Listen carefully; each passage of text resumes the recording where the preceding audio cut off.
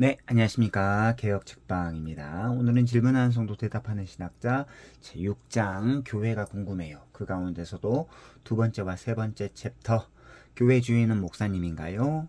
그리고 목사님, 장로님, 집사님은 누구인가요? 라는 질문과 답을 함께 살펴보도록 하겠습니다.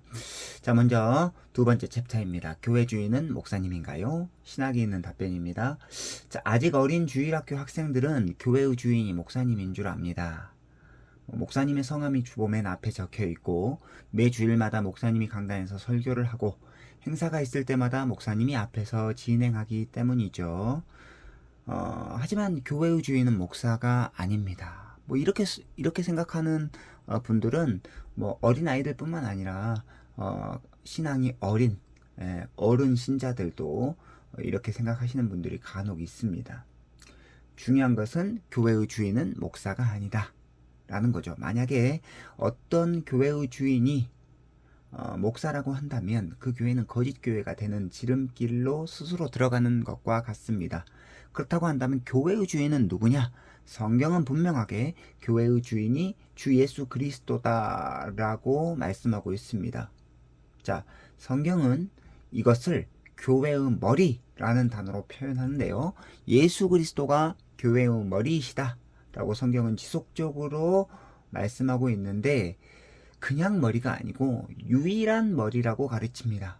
그래서 교회는 예수 그리스도를 머리로 하고 그 아래에 지체들을 신자들로 하여서 유기체와 같이 움직이는 몸된 교회가 바로 교회다라고 할 수 있죠. 그래서 예수 그리스도를 머리로 두고 신자들은 그 머리 아래 몸과 지체가 되어서 그리스도와 한 몸을 이루어 성장해 나가는 것입니다. 자, 손과 발이 머리의 지배를 받지 않고 따로 논다라고 한다면 그 몸은 온전한 기능을 다하지 못할 것입니다. 교회도 마찬가지입니다. 그리스도를 머리로 둔 유기체인 교회는 성도들 각자의 소견에 따라서 그 소견에 옳은 대로 멋대로 행동해서는 안 되죠. 중요합니다. 참된 교회는 머리이신 그리스도의 말씀과 명령을 함께 듣고 순종하면서 나아가는 공동체가 되어야 합니다. 교회의 주인은 예수 그리스도이시기 때문입니다.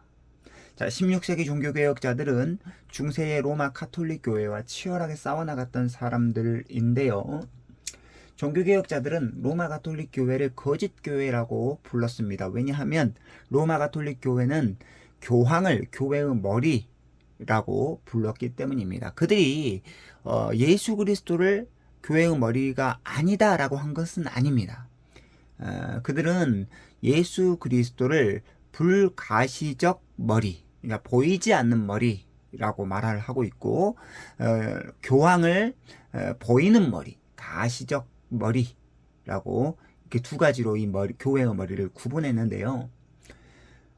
우리는 기억해야 합니다. 교회의 머리, 교회의 유일한 머리. 그러니까 성경은 교회의 머리를 보이는 머리와 보이지 않는 머리, 즉 보이는 머리는 교황이고 보이지 않는 머리는 예수님이시다라고 말하지 않습니다. 교회의 유일한 머리를 바로 예수 그리스도라고 말씀하고 있습니다. 자, 그러므로 종교개혁자들은 로마 가톨릭 교회를 향해서 적그리스도 혹은 멸망의 아들이라고까지 부르면서 강하게 비판했습니다. 왜냐하면 교회의 머리는 오로지 예수 그리스도 외에는 그 누구도 될 수 없기 때문입니다. 자, 교회는 신자들의 모임입니다. 신자라는 것은 언제나 믿음의 대상이 필요하죠. 만약에 믿음의 대상이 흔들리거나 엉뚱한 것을 믿음의 대상으로 설정한다면 그런 사람들이 모인 무리는 더 이상 참된 교회가 될 수 없습니다. 참된 교회의 핵심은 뭐냐? 바로 예수 그리스도를 교회의 유일한 머리로 두고 그의 말씀을 함께 청종하는 것입니다. 두 주인을 함께 섬길 수는 없어요.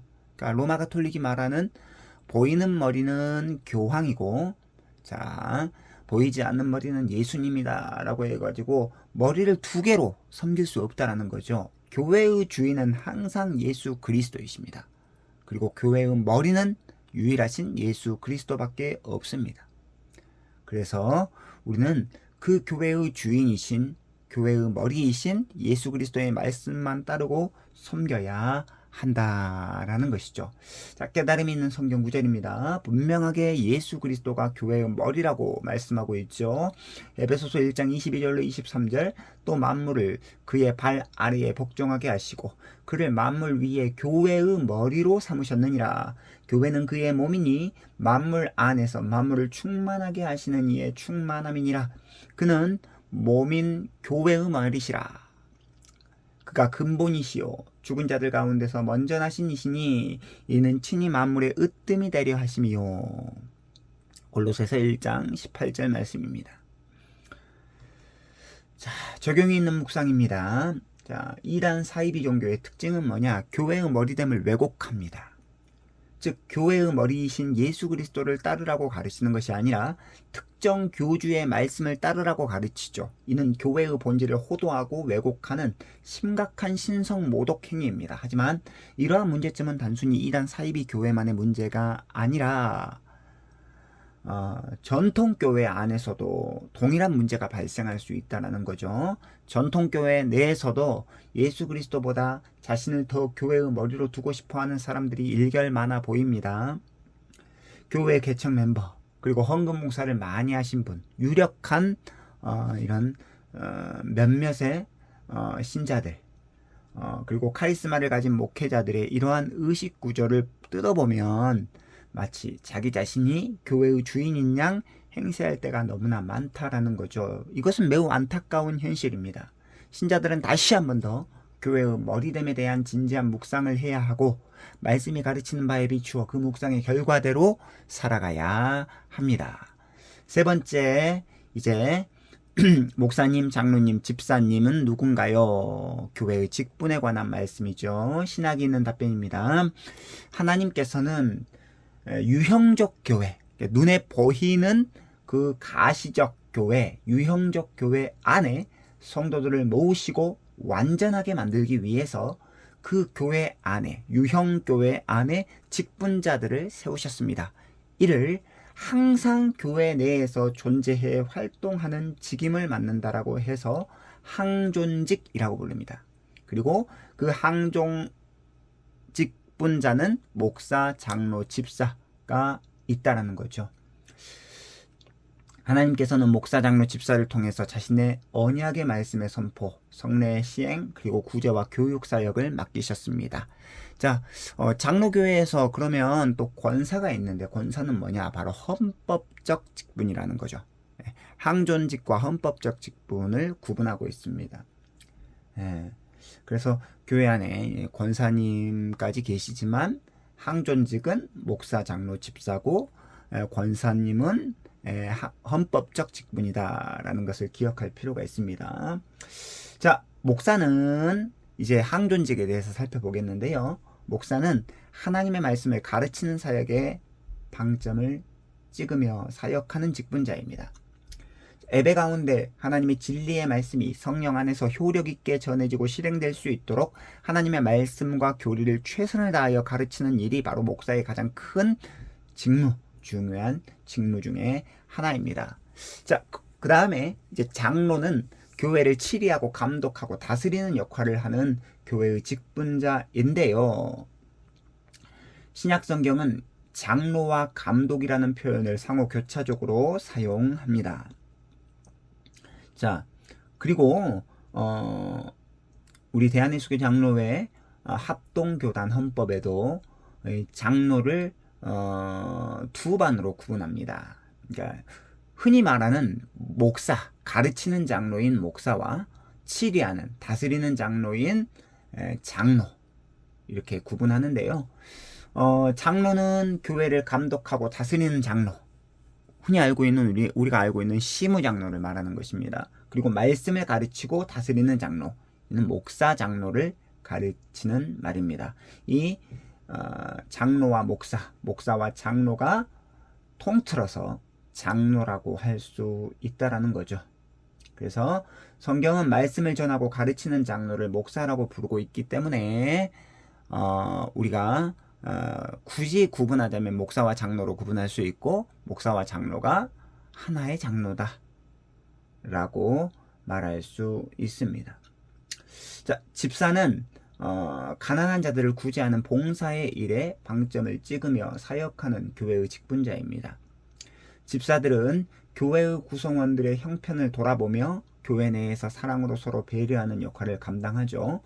중요한 것은 목사, 장로, 집사 사이에는 어떠한 종류의 계급 그리고 주종관계, 상하관계가 존재하지 않는다라는 거죠.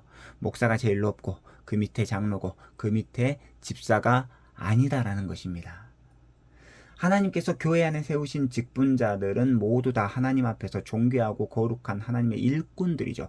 교회의 일을 하기 위해서 완전한 교회, 온전한 교회로 세우고자 하는 그 열심을 실천하기 위해서 그 직임과 직무에서 차이가 있을 뿐이지 그 직분 간의 우열, 귀중함의 차이가 전혀 없다라는 것을 기억할 필요가 있습니다.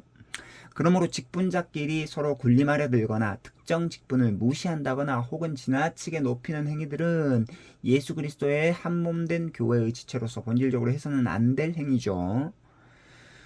자, 그래서 깨달음이 있는 성경 구절입니다. 에베소서 4장 11절로 12절. 그가 어떤 사람은 사도로, 어떤 사람은 선지자로, 어떤 사람은 복음 전하는 자로, 어떤 사람은 목사와 교사로 삼으셨으니 이는 성도를 온전하게 하여 봉사의 일을 하게 하며 그리스도의 몸을 세우려 하심이라. 그리고 디모데전서 5장 17절. 잘 다스리는 장로들은 배나 존경할 자로 알되 말씀과 가르침에 수고하는 이들에게는 더욱 그러할 것이니라. 디모데전서 5장 17절 말씀입니다. 자, 적용이 있는 묵상입니다. 현재 교회들이 당면한 문제는 실로 다양하죠. 그 중에 하나가 바로 성경적 직분론이 무너졌다라고 하는 것입니다. 이제 교회는 다시 한 번 더 성경적 직분론이 바르게 흥황하도록 함께 중지를 모아야 하겠죠. 목사는 하나님의 말씀을 바로 선포하는 것에 집중해야 되고 장로는 말씀과 사랑 안에서 교회를 다스리고 치리해야 합니다. 그리고 집사는 기쁨과 감사를 가지고 어려운 사람들을 구제하며 연약한 성도들을 보살펴야 한다라는 거죠.